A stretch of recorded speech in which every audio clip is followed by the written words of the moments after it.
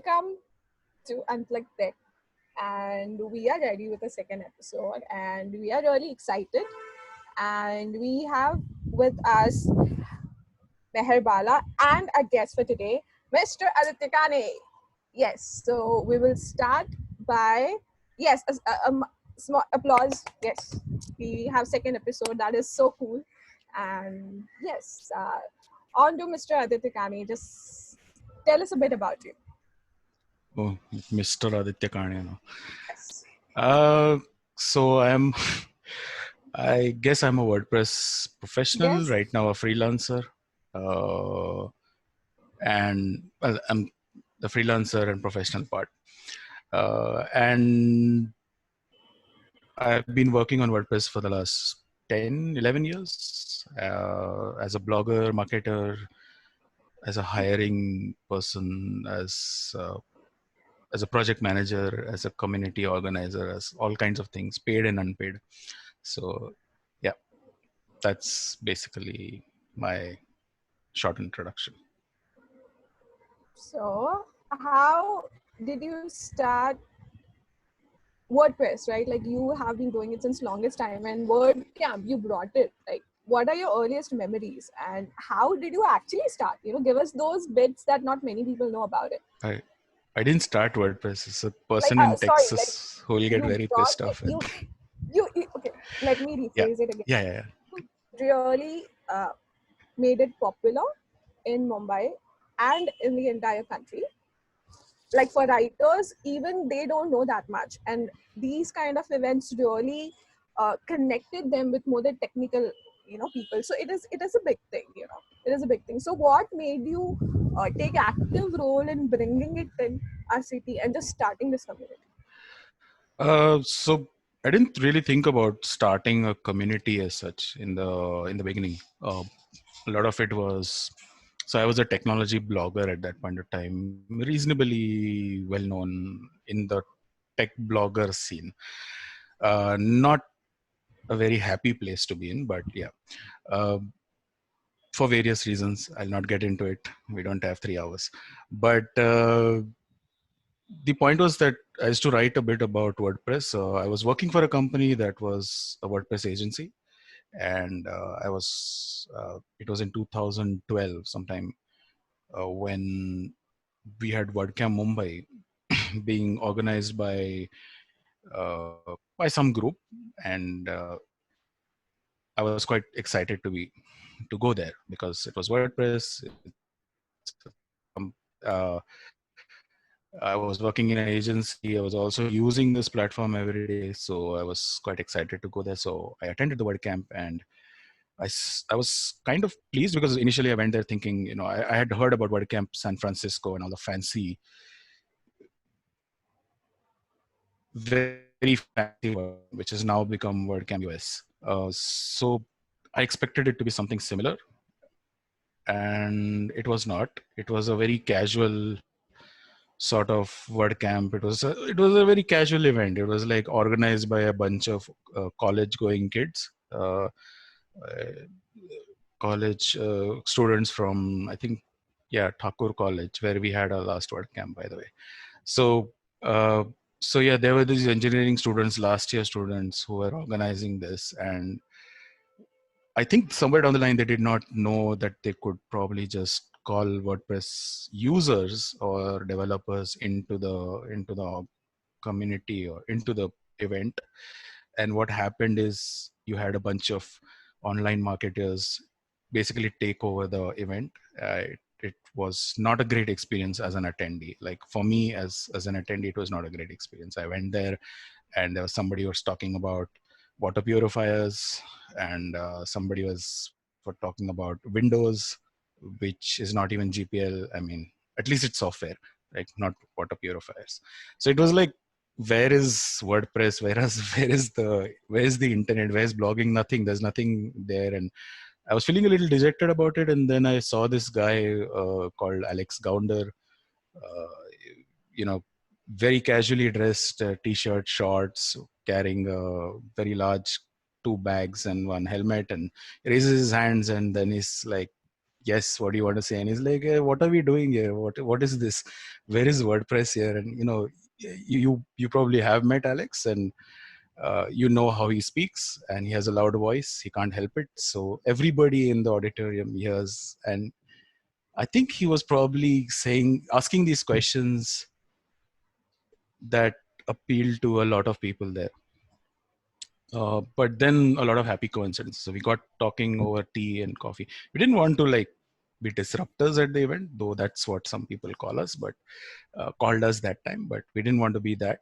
But because it was organized by college students, so we don't want to like you know be the grown-up jerks. But what happened is that he mentioned that his office or his co-working space was close to my house, and so we had this idea to build an online community, which is interesting because now everything is online.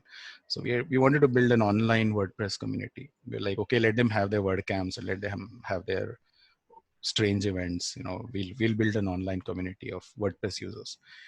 And so we created a website, and it seemed to be spammed by bots, and we only had spam, like only spam registrations. Nobody actually registered. So then we decided, okay, let's have a Facebook group. And now it's quite a popular Facebook group called Facebook, JWP or Jai JWP. WordPress. Yeah. So that's like now 5,000, 6,000 people there, and some 25 admin. And yeah, so it's so what we did was just, we did not allow anybody to market themselves and things like that, but we just said, okay, you can talk about events, you can talk about anything, any project that you're working on, but we will not, if you want to hire somebody, go to some other group. And so what that did was, from there we started meetups in Mumbai, and it was largely because there was another WordCamp happening in Baroda, and we wanted to plan a trip to Baroda. So we said, hey, who all wants to go to Baroda? Let's go and have a meetup and decide some of the things. And that's how the meetup started. Interestingly enough, to plan another to plan a trip outside Mumbai. Uh, Yeah, that's and that's yeah, yeah. So that is so actually very interesting because WordCamp. So my next question was how WordCamp has become an intrinsic part of our lives. So it happens once a year, but you spend so much time in planning it. So it has, for me, I met Meher over there, which is like, and look at us, like we just started Unplug, like, which is so cool. So WordCamp has become a very intrinsic part of it, even in our conversations and everything. So how has WordCamp become part of your life? You can just, of course, you did say this in the above question, but in some yeah, other way, like, yeah. yeah. So yeah, that's so when we started off. So initially we didn't want a WordCamp. A lot of people were telling us to organize a WordCamp and all that. Lot of fancy stuff that happens, which ironically now happens. But in those days, it was like, we don't want the fancy stuff.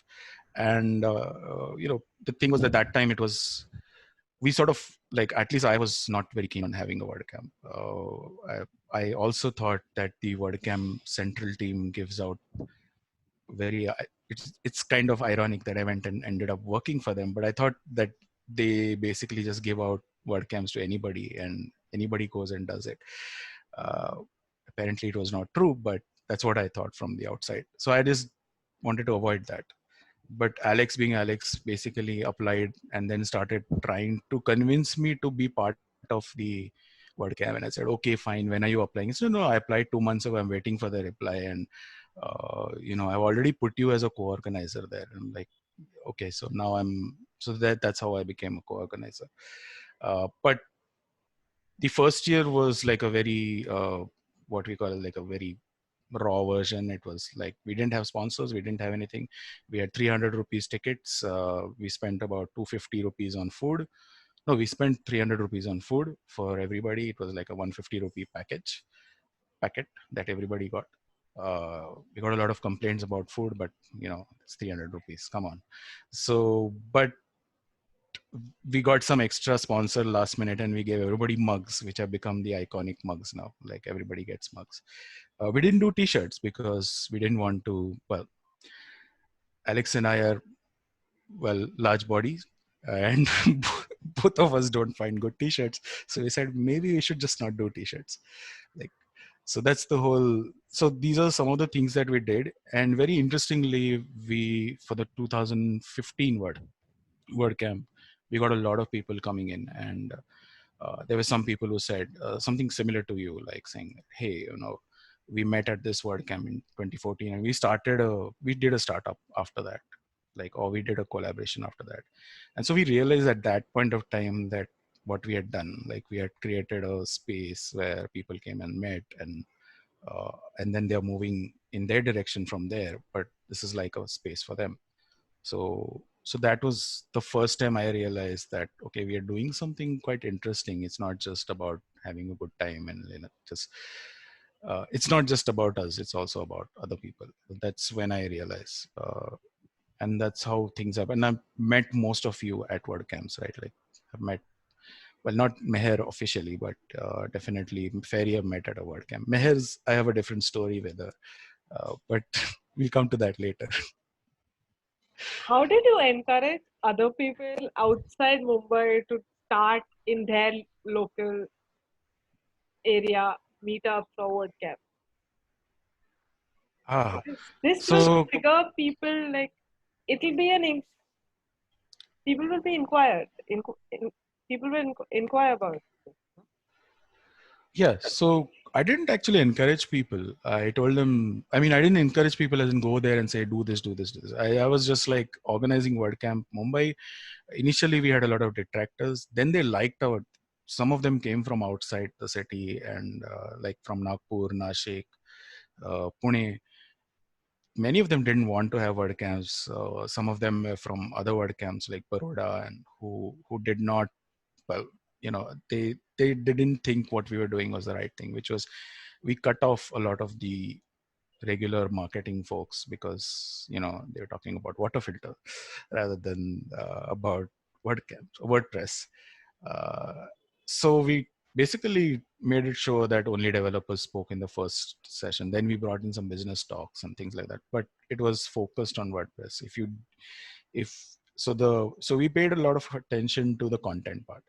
And what happened is that when people did show up to the WordCamp, it got popular. Like, oh, this also works in India. I mean, everybody was saying that meetups don't work in India, and meetups don't work in that we've heard. Like, we heard for 2 years, and our answer was, yeah, they don't work, but apparently they do in Mumbai. We met so many people. Like, by then we had Sahil and Vachan and quite a few people were very regular meetup attendees. So we had like a group of 6 7 people who would at least meet every month. uh, so what happened is that I think everybody wanted to have a WordCamp in their city, and they felt it had to be done in a certain way which was overcomplicated.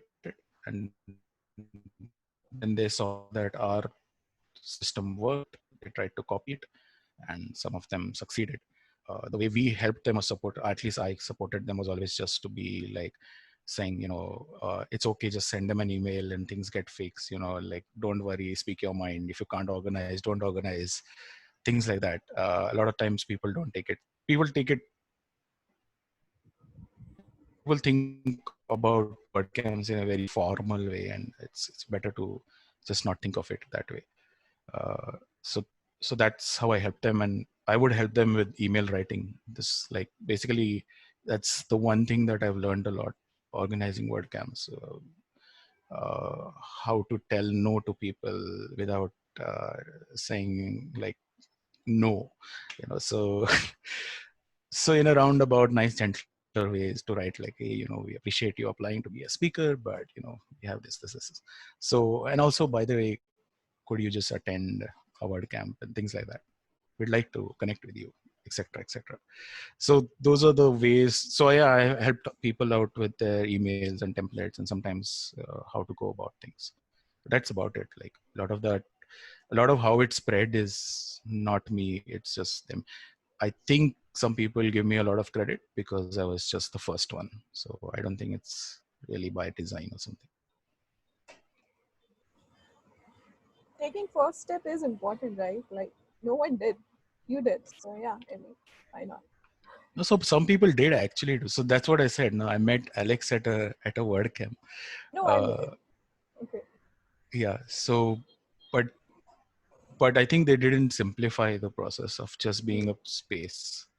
Rather than, they made it more complex. They wanted to make it a conference. They wanted, and I think I always say that everybody wants to feel like Steve Jobs. You know, they want to go on the stage, you know, and say something passionately and intelligent, or expression or something like that.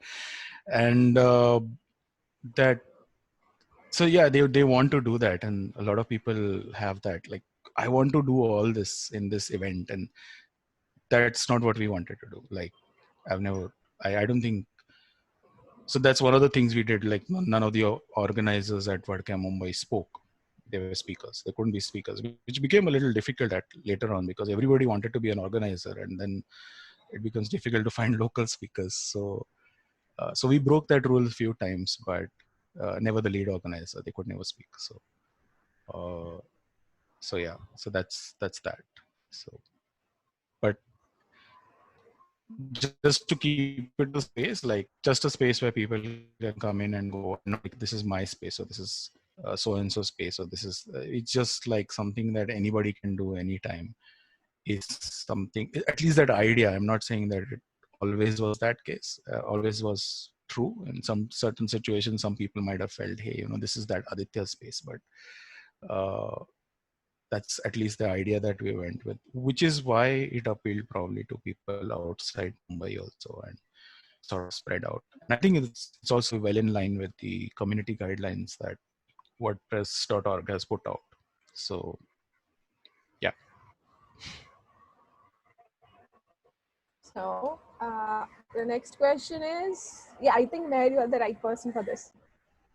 So You basically, when led the we say WordCamp, community, right? So yes. yeah. So when we say community, it's like meet up at a place, face to face. In this COVID situation, when you are at home, a lot of meetups are not happening, uh, and other communities have happening meetup. But how do you tell people that this is the new normal at the moment, at least for another 2 3 months or 4 months, or this may be a part of a meetup as well in future? So yeah. So so online, so the community exists by default, I think, right? Like, anyone who uses WordPress is part of the user community as such.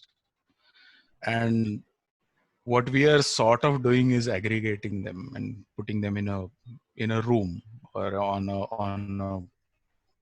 a Zoom call or whatever. I mean, so that's what we are basically doing. We just aggregate together and sort of having some framework to interact. And the framework can be like, you know, code of conduct, whatever. But yeah, that's the main. That's what the community events are. So community is there. The events are there to just aggregate something, like in the COVID era. I think we will all probably end up calling it COVID era or something like that. Pre-COVID, post-COVID. Uh, yeah, Yes. post-COVID era is something that we don't know what's going to happen. But the right now, during this whole thing that's happening, it's interesting because we tend to understand what's happening all across the world. Everybody is united in the whole idea that this sucks. They may not be united on how to fight it or how to deal with it, but you know, they all know that this sucks, and we are all stuck at home, and this is a problem, and this is something needs to be done.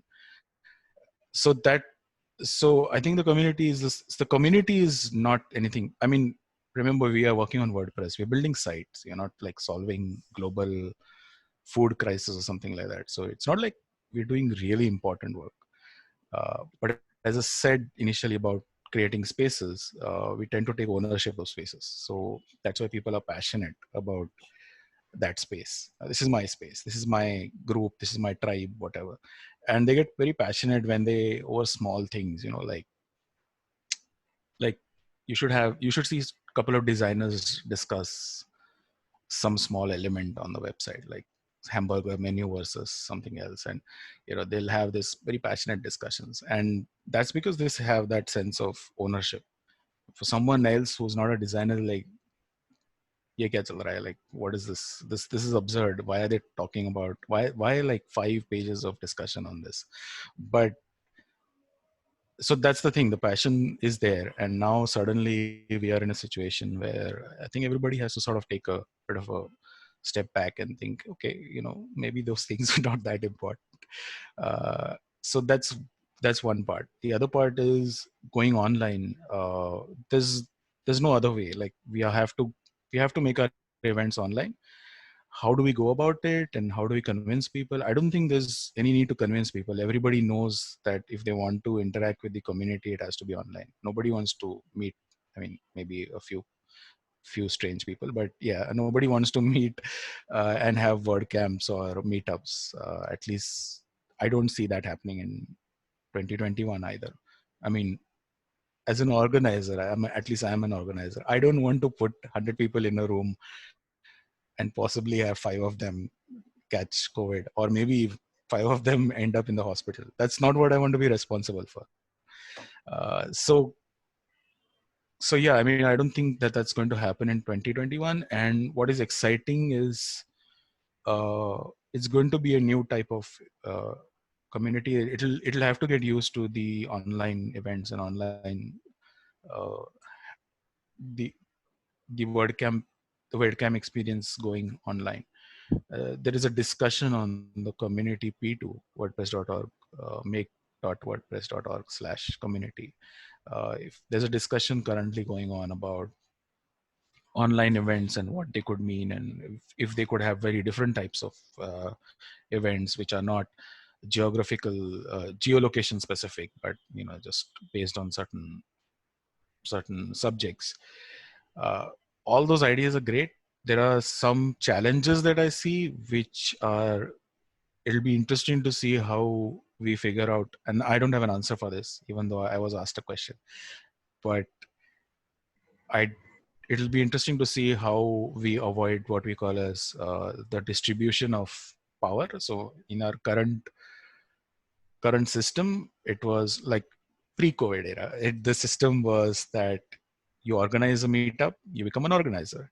You show up to the meetup, and you organize a WordCamp, and you become a WordCamp organizer. And sometimes, after a few years, you might become a lead organizer, whatever. I mean, so you become popular by showing up and doing certain organizing work, but you could never do all the work yourself because it was a physical event. And it's not possible to go to events, let's say, every weekend. So right now it's actually possible for people to do that. All they have to do is go to the bedroom, switch on the computer, and they're at every week. So I know people who are going to every single meetup possible, and that creates what we call as concentration of power. Like, just because they show up so many times, they will be able to concentrate power or influence. And how the online community actually moderates that, because you can't tell people, okay, you're showing up too much, or you're showing up too often, don't do that. I mean, you can't do that. So what you have to so there has to be some way to moderate this and distribute that power. Earlier it was simple. You had 5 events take place, and there were different organizers, so you automatically had 5 or 4 organizers who just organize things.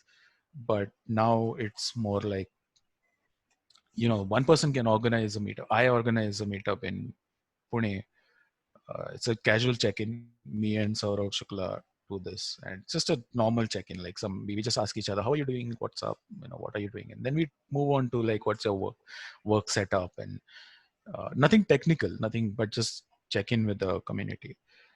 Uh, but I can show up every week, and so does he. And I think that troubles me in the sense that I am the only one who's doing that, and nobody else is doing that in their city, because it's not a physical event. So it's an online event. So instead of organizing one for their own city, they're coming to our event and catching up with us, which is kind of sad in a way. The other challenge is, how do we get new people in? Because earlier it was like the space. It's there. People could go there, and people feel more confident and comfortable going to an event, in the site, sitting and looking at things like I think Meher probably would have done in our first meetup. She sat in some corner and she Us saw the too. whole meetup take place, and first two meetups, yeah. Uh, I actually didn't even notice Meher was interested in organizing. Alex spoke to her, and Alex told me that the third meetup, Meher is going to show up, and there's this person called Meher who's going to show up, and you should ask her to join as an organizer. And interestingly enough, Meher did not show up, and there was another female there, and I walked up to her and said, I walked up to her and said, Meher, and she, for some reason, she said yes. And I was like, okay, do you want to be an organizer? And she's like, no, I don't want to be an organizer. So, yeah.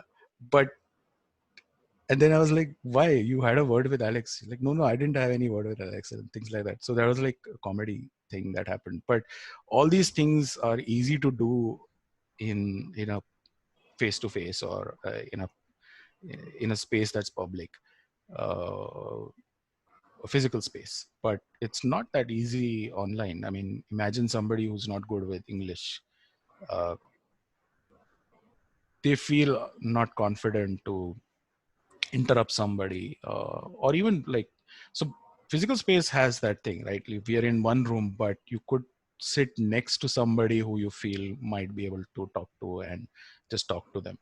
And, then you get an opening into the entire, the group that might be running things, or the group that's more regular. So you sort of have to just connect with one person. But on online calls like this, like we're talking on Zoom, I mean, there are Zoom rooms and all, but those are expensive, subscription based. So and that's also, people don't know how to go about it and navigate that. So how do we get new people in and keep them there is a major challenge for the community, I think, at least locally. uh, yeah, the positive thing is, yeah, there's, I know there is like 5 minutes left. Also, So I think one of the major reasons people will be concerned is that how you said, like, not everyone is good in English. When you have local meetups, there are very few people who will attend. So we know the number. And in an online meetup, there'll be like 50, 60 people. So people do get scared. Like, how will they yeah. do it in 50, 60 people? Yeah, they do. And I don't know what's the answer to it, because what could be done. So there is people who say that we'll have meetups in Hindi, and that does break down some barriers. But I've noticed, like, when I'm asked a question in Hindi and I have to respond in Hindi, I can understand Hindi very well, and I can read and uh, yeah, I can read and listen Hindi very well. When I speak, it's a nice proper Bombayite, uh, Bombay wala Hindi. Yes, same. Aila, yeah. So Aila Gaila, ye what lag gaya iska, things like that. And when I say that, if I'm saying that to somebody from Bombay, it's okay. If I'm saying that to somebody from Pune, also they get it. If I'm saying that to somebody from the north, they think I'm speaking a completely different language.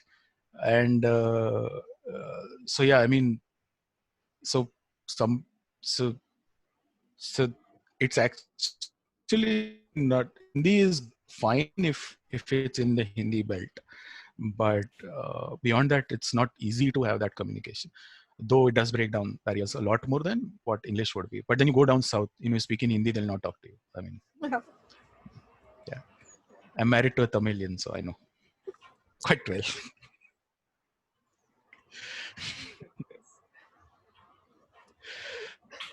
So you do community, you have work, you have personal life. Does this community, work, personal life ever get mixed? And if yes, how do you separate? Like after a certain point, saying that no, this is my personal time, I'm not going to give community. Because It end of the does. day, community, you do build friendships. Yeah, it does. It does get mixed. I won't deny that. You, it kind of sucks that you know somebody in the community. It's actually easy to keep the professional part and the community part separate. It's the personal part that becomes difficult. Like when you become friends with somebody over time, uh, and you see that that person is doing or saying something that you don't completely agree with. So you're not coming across as a community person and telling that person. You're telling that person as a very good friend and saying that, what you're doing is really, don't do this, or something like that. And that can that can take a toll on your limited capacity to process emotions and things like that. And uh, and sometimes that does feel like, especially in my case, where I was working in the community as a job, it was it was quite difficult to, which I did, by the way, manage for about a year. But in the first 6-7 months, it was very difficult to figure out how do I not take a certain phone call from a certain person, like someone like Alex calling me. How do I not take his call, or how do I not take Meher's call? Uh, I mean, I got a different number for other people, but these are my friends, so they'll probably call me on my phone.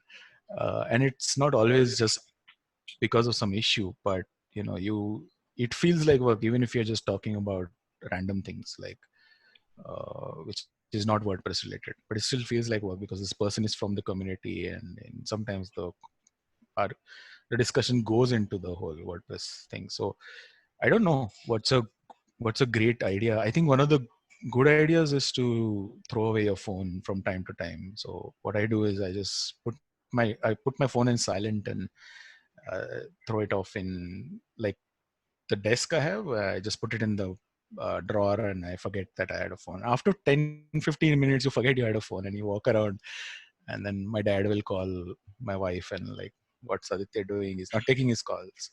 So I'm like, okay, I'll take your call now. So, but yeah, So you that's the do best way. you do get yellings when you don't pick up the phone. No, I'm not. I don't get yelled at. No, not so much. But so my dad worries. He's getting old. So, and I don't live with him, so he gets a little worried. Like when I don't take calls for like 3-4 hours, then he's like, okay, what happened to him? Uh, he forgets that I'm married to somebody, and if something happens to me, that person will let him know.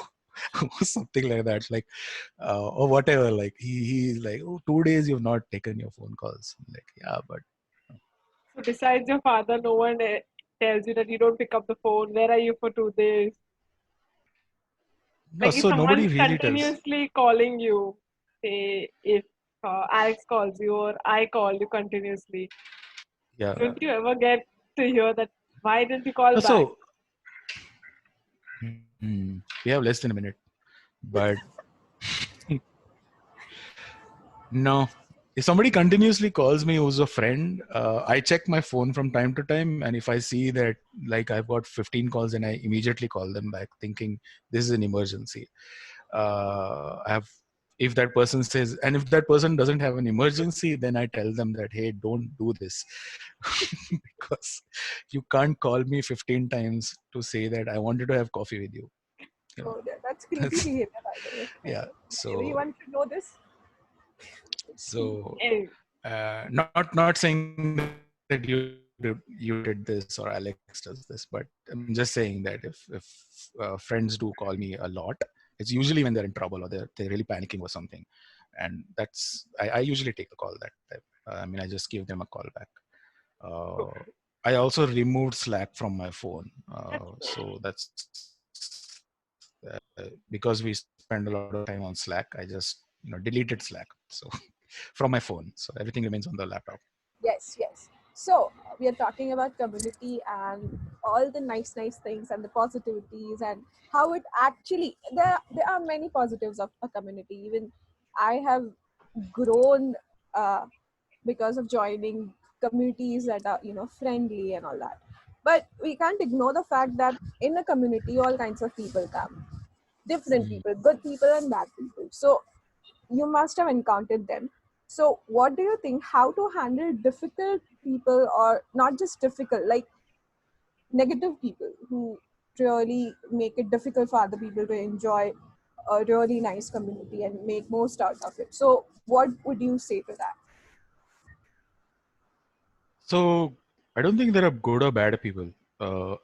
Generally, I mean, yes, somebody is a violent individual who goes around beating people. That's a bad person. But yeah, I don't think there are good or bad people. I think there are good or bad actions, and that's also in the context of that particular meetup or that particular community as such, or that meeting place or whatever. So let's say somebody is very angry that about how things are not being done in a certain way. Usually it's because of certain reasons they might feel that this has to be done in a certain way.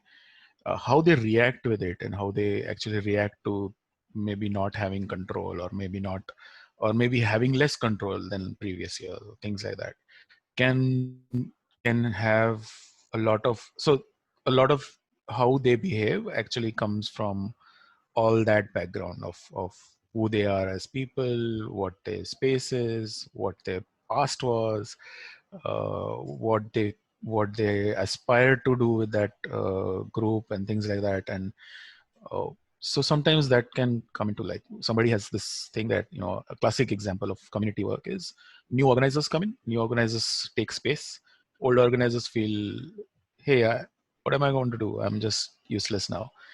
And again, as I said previously, it's a space that people feel ownership of, and they say, like, we did this, and so person has come in. And I think both have legitimate problems, both have legitimate claims to it. How one expresses them is where we call bad and good behavior. And I always think of trying to not think of that as a bad person, but like just a bad action. Like in a software, you would not name the developer. You would not say a particular bug is like, XYZ developer ka bug hai. You would say that it's this, the bug is this, it doesn't do this. This is what is not happening because of this bug or this issue.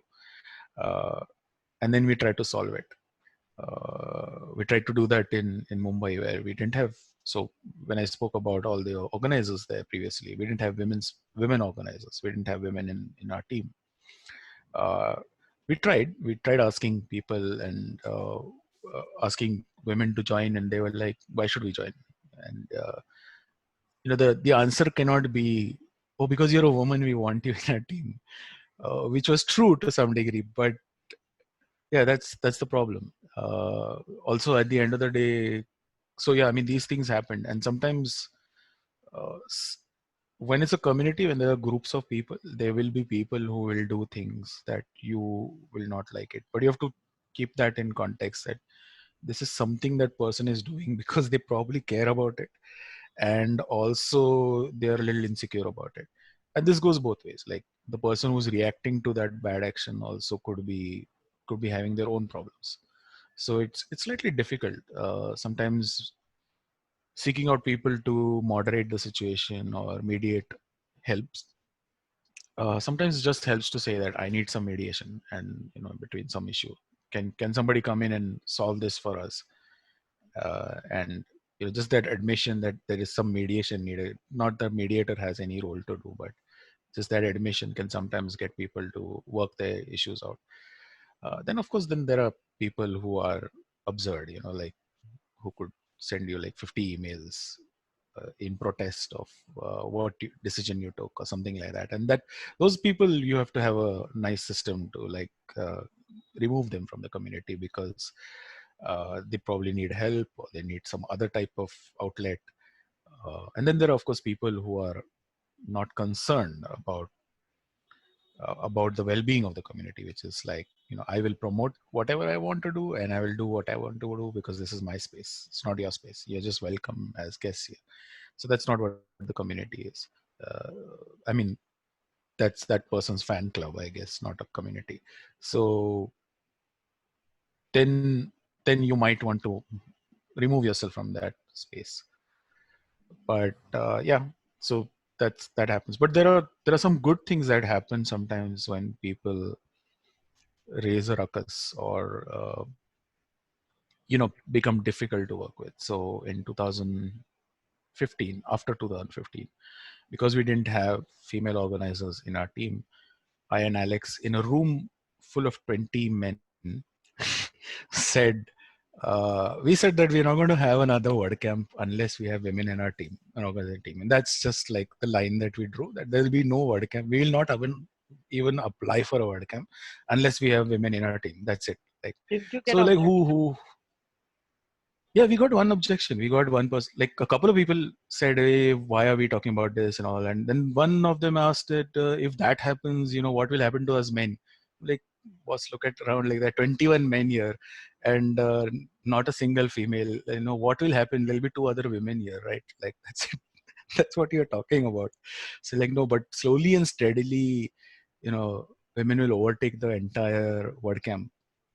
Like, so I was like, yeah, I mean, if we get to 50%, then we'll talk about this issue, of women taking over men's space. Like, if we at least get till 50%, the organizers. And but that was the objection. That was kind of absurd. I thought it was absurd. A lot of people did not, which was disappointing. But because a lot of people didn't like that what we did, then we put up a blog post, like a post on Facebook saying, hey, this is a problem we have. Women are not joining a group, which is kind of weird because you have a bunch of men saying that uh, we need women in our group. In India, that's not, well, that's probably alarm bells for women, that there's a bunch of men who are posting these things. I don't know, but uh, but we said, like, at least we have to admit that this is a problem. And once we admitted it, it got solved because there were people who were ready to at least say that, okay, we'll refer somebody else to come and be part of it, or we'll at least let people know, or something like that. So that's the thing. Like, a lot of the issues, the bad things, are not about people. It's what about something else, and usually that needs to be admitted, and then you can probably fix it, and then the strife goes. So this is just an example I was giving about adding women into the organizing team, It takes which a lot of courage to admit and wanting to fix I don't think it takes a lot of courage, actually, to be it. honest. Does. It Not for does. me, not for me. Not, see, out of 10 men, 3 will be unique. The Hmm. other Out 7, of 10 men, 3 are unique. That means like 30% are unique. I don't think so. Sorry. I mean, unique should not be like 3 out of 10, right? 1 in 10 is a unique person. But anyway, jokes apart, I don't I don't think this is actually courageous. I think it's this courage or anything had to do anything with this. It's very simple. I have grown up with my mom, who made sure that I and my sister were treated equally.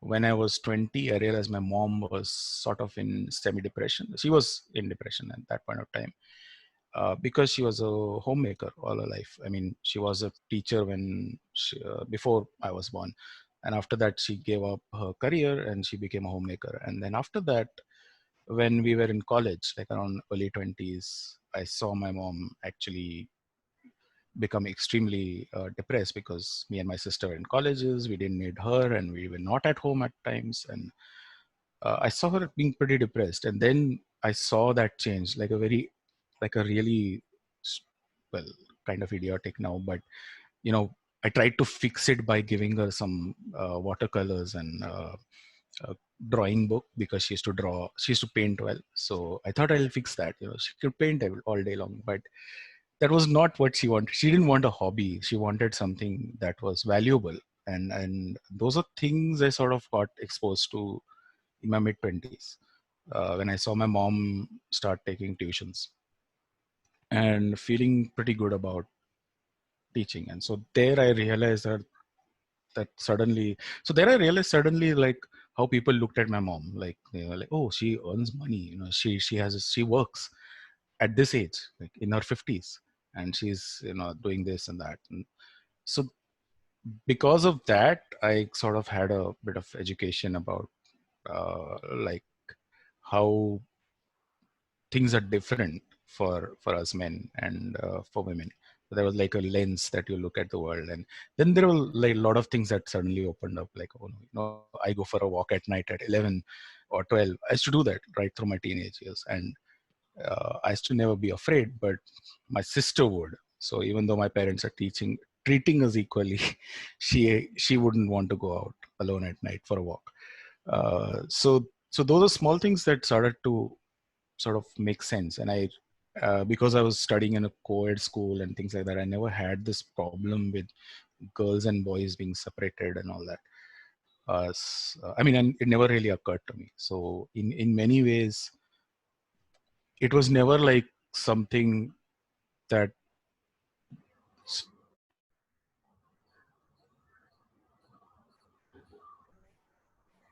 Are you there, Aditya? yeah. Yeah. Yeah, We I'm missed here. you. We missed you. Yeah, I'm here. My internet connection is unstable, it says. But should I? You know you're back. Yes, please. I'm back. Yeah. So I shouldn't talk about all these things. Maybe the internet just censors it. So, uh, no. So I wouldn't say. So where I come from, this was not courageous. This was like a very simple thing to do. Just say that, hey, look, we need more women in the community in leadership positions. Initially, we wanted to fix that by having speakers, but uh, but I realized that more people come in when they see an organizer who's a female. This is just because in India, it's very difficult to go up to women and tell them that I want you to be an organizer. Like the example I gave previously. Person must have thought I was a creep or something. So, so yeah, I mean, it's a problem, and that's so for me. It was never that big a deal to like take that stand and say that this is what we should do. I was pretty confident that this can happen, and I was pretty secure myself to feel that that's not going to undermine my role or my place or whatever. And yeah, that's it. I think the reason I say the reason I say is that there is a lot of privilege that you get as a man, and I was made aware of it. A lot of men just don't know about it. I mean, that's true about privilege. Like anyone who any kind of privilege, most people who have the privilege are not aware of it, They either are and not it's aware of it or they don't want to accept it. well, that's true for any kind of privilege, right? Like economic class, linguistic privilege, all those things. People are aware of it, but they don't want to necessarily.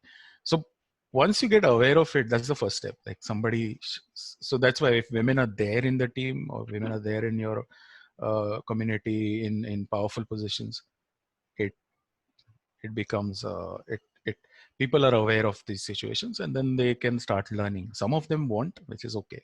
They can move on, but some of them will, which is great. So for me, that was that. I mean, it was not a courageous thing or something like that. So everyone That was knows. Sorry. Go ahead. no. You were saying something. I was No, go go ahead. on. Go ahead. That was very thoughtful and really nicely answered and very articulate. Yeah. So now we will move on to another question, that is books. Like everyone on Twitter knows you like books. You read them. You read about philosophy books and all that. I also remember we had one discussion on one one philosopher's name you said, and I didn't read that book. But anyways, what is the current book that you're reading?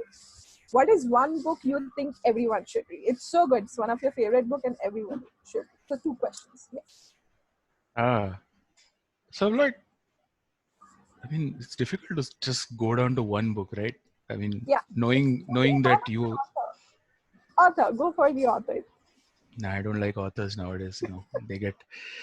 They, what happens to authors. You never know what happens to authors after like all the J.K. Rowling controversy. Oh, you go to a rabbit hole and you find all those skeletons and like, oh no. So yeah. Even so So they're human, right? They're human. I'm not even talking about JKR. I wasn't a Harry Potter fan, but I can understand the pain everyone must be going through about her, recent Uh, outburst. So so luckily, I've never read Harry Potter. same, So I'm yeah. like I read only one book and then I got bored.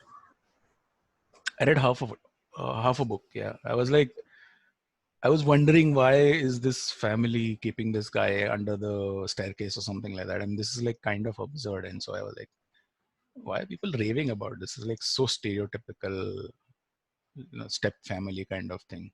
But anyway, so uh, Which book would you recommend? That's okay, yeah, not the so most favorite. That is in your mind right now. mm, so the one book that's made a lot of impact on me was Manufacturing Consent by Noam Chomsky. It's not a fiction. It's a work of nonfiction. It's essentially, it nicely captures the way that the American enterprise and the American political system and the government and the military arm and everything essentially control the media via using advertisements, like using the power of money to advertise on their networks and hence control the narrative. And he nicely points it out. And I was reading this at a time when I was getting very, very interested in open source, open web, and more important, the state of journalism in India, which was 100 times better than what it is now. That time, but that time also I saw that how news channels were not comfortable criticizing the government or really going the full way, like really not investigating the government and investigating a foreign policy or speaking out against it. I'm not saying like ranting, but I'm saying like critically analyzing a decision made by the government. Beyond a point, they wouldn't do it, and I got that. I realized that, and that was because you had you know various government departments and companies, public sector companies, advertising on newspapers and television, news channels and TV shows or whatever. And because they were advertising, you could lose that money if you were too critical of the government. And that is what Manufacturing Consent really sort of made me think about a lot, about how the power structure is. And since that time, I've been following a lot of journalists who are out of work now because, you know, yeah, they're out of work because they were doing journalism. so, so they've been trying to go online and they've been struggling making a living because they don't want an ad supported platform. And yeah, it's an interesting thing in the post-truth world or whatever, like when we call as the the post-truth world. So there's it that book was sort of foundational to how I thought about the world that we live in and what happens in this world. So that's one person. It's also a very good person to listen to. Noam Chomsky is a great philosopher. Big fan of him. So What's your success mantra? yeah, I don't have a success mantra. That's my success mantra. I don't know how do you. I've been actually thinking a lot about this during the pandemic, during our lockdown. Since 24th of March. Uh, I've been thinking a lot about productivity a lot. Like, how do we approach productivity? Yeah, it's Fairy's favorite thing. You write a couple of posts and you go trending on LinkedIn. Uh, uh, so yeah, so I've been thinking a lot about productivity in the sense that we have never really thought about what is productive work. So we always think about it as so me working on a client or me working on some work that gets paid is productive. Me trying to teach myself something that will get me more money or upskill, as we call it, is called productive. Me going out and spending time with my wife is not called productive, you know, which I think is fundamentally a flawed thing, flawed way to look at the world. Like, right, and this has several things. Like people who do domestic work are called unproductive. I mean, they're taking care of elderly. It's called unproductive work, and and so productivity is. So the success for mantra sounds a lot like what's your secret to being productive? And I can be very honest. I'm not productive in that sense. So I usually make sure that I have time for things like spending time with friends, family. I prioritize that quite ruthlessly, and everything else happens around it. That's nice. So that's the only thing. But yeah, I think we should, as a species, at least look at what is productive. I mean,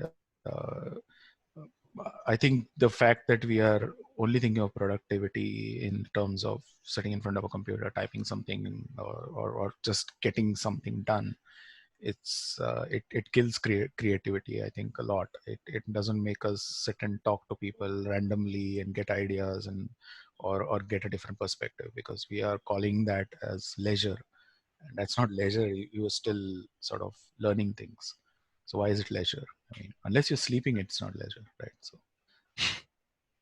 Yeah. So that's what I think. We almost come to an end. Who would you nominate if I ask you to nominate one person? Not really related to the WordPress, but it can be in the WordPress, it can be in a non-tech, it can be art. Who would you nominate to be on our show? I can nominate anybody, but I don't know if I don't know that person, so or rather that person doesn't know me, so might Okay. not be useful. From But your people who you know, who would you nominate? uh, yeah, so the people I would nominate, at Person. least one person I can, one person I can nominate to be on this podcast is Shiba Ibrahim from Pune. Yes. I've worked with her as an organizer, as a community person. Largely, the Pune community would not be around if Shiba was not around. That's what I feel.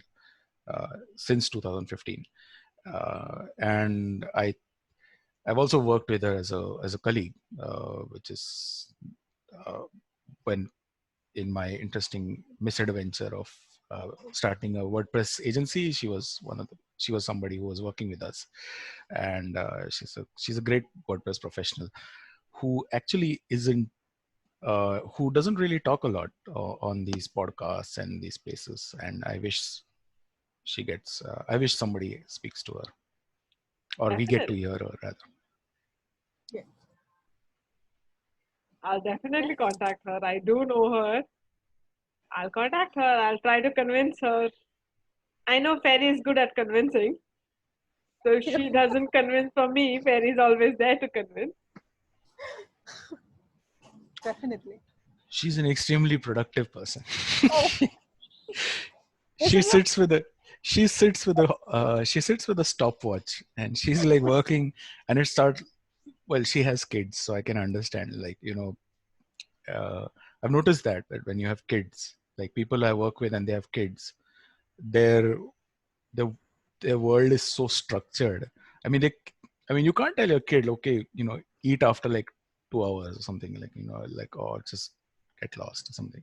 So they're so structured, and it's quite impressive how our minds are able to function, because most of these people, when they didn't have kids, wouldn't be like that. But uh, when they do have kids, that's the responsibility. But then their minds are able to work in like spans of 15 minutes or 10 minutes here, and you know, it's quite interesting to see how we can do that. Uh, so yeah, she's somebody who sits with a stopwatch, like alarm clock, which actually rings quite loudly, like trrrr, and yeah. Interesting. So Definitely we'll get her on the show. And I don't think I'm not sure, but I've never heard her speak or promote herself. She, yeah, I know. She's not like all of us. So, so, so, That is so actually she really has good. spoken at WordCamp Mumbai, by the way. She's spoken at WordCamp Mumbai in 2018 at IIT. Uh, she took a workshop there. She I didn't miss like have a. I miss 2018. Yeah, you missed it. I'm sorry. Yeah, you missed it. So she was there on the first day doing an introduction to WordPress workshop. So it's so she has spoken at WordCamps. Otherwise, she doesn't speak at WordCamps. But yeah, that's true. She doesn't go to other WordCamps either. She does only Mumbai and Pune. She's done one Nashik WordCamp. That's only because there are like 5 friends who said like, okay, you also come. So Yeah, I remember the Nasik. yeah, I think I was speaking at that WordCamp. I'll tell you a fun thing about speaking at WordCamps. So I spoke at WordCamp Bhopal, you know, and WordCamp Bhopal never happened after that.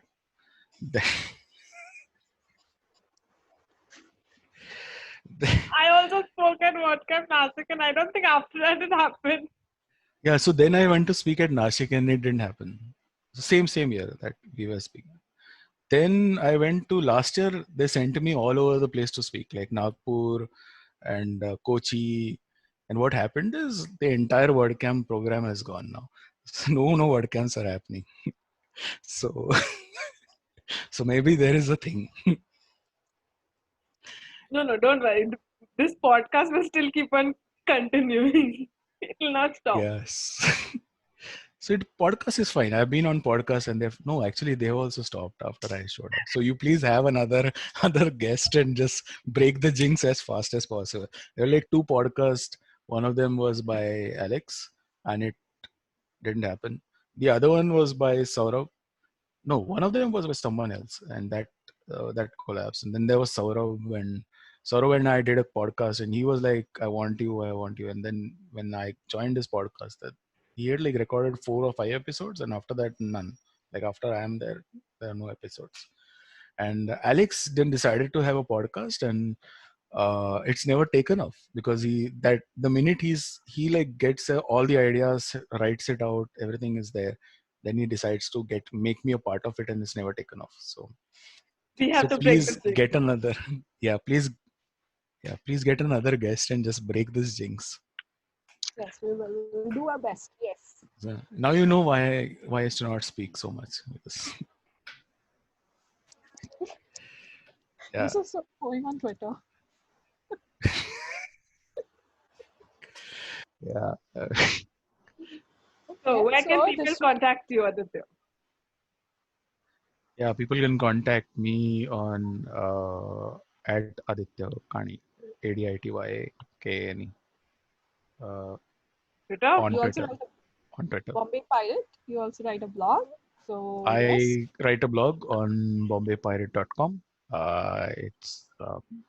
It's a blog about things that I like to, well, ideas that come to my mind. Sometimes book reviews and sometimes some fiction, but that's not really taken off. But yeah, just in general, where I nowadays write a lot of. Nowadays, I write a lot on, and yeah. Very any last minute thoughts? Yeah, follow him on Twitter and tweet more. There are a lot of people who are active now, surprisingly. So yes. I've created a WordPress list of South Asian WordPress list. I've added you on it. I Yeah. think I've definitely added Meher, but I think I've also added you on it. And it's like it does the fun thing about it is it doesn't have any men on it. But I've not called it like a list of women. So the whole idea is like it's a long-term troll thing that I've decided. So what I'm going to do that I'm going to announce this list very publicly during WordCamp India, and then there'll be people who will be asking me like, there are no men on it. So then I'll be saying most people will not even notice that because yeah, they're going to follow the tweets, right? So then they'll ask me like, what are the men? And then I'll say, okay, tell me 4 or 5 men who I can like tokenly add into the list. Like, let's see who are the token men who come up. But that's my whole November troll ka plan, And you've just released your which means the November. WordCamp has to happen. Yeah, you've Huh? just released your November troll pan on officially. Well, you're already part of it, right? Like, so, you know, Nice to know. I mean, if you, yeah, I mean, the whole idea is like not to have the name women's in WordPress thing, just like WordPress. And it was like an experiment to see like what am I missing, and I realized I'm missing quite a lot, which is like all the tweets about men talking about, like all the productivity hacks and all those things. They are just gone.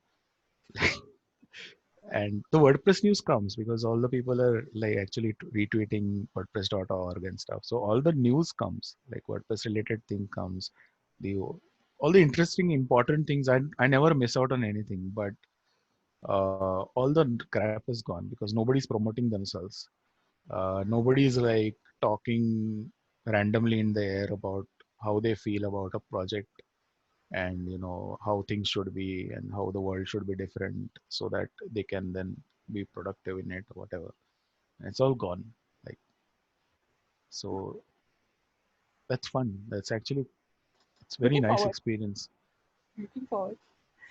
So it was wonderful to have you. Seriously, it was fun and some really good insights we got to know. We also got to know about your plan for November, which is really fun and interesting. And yeah, thank you for being on our show. Really.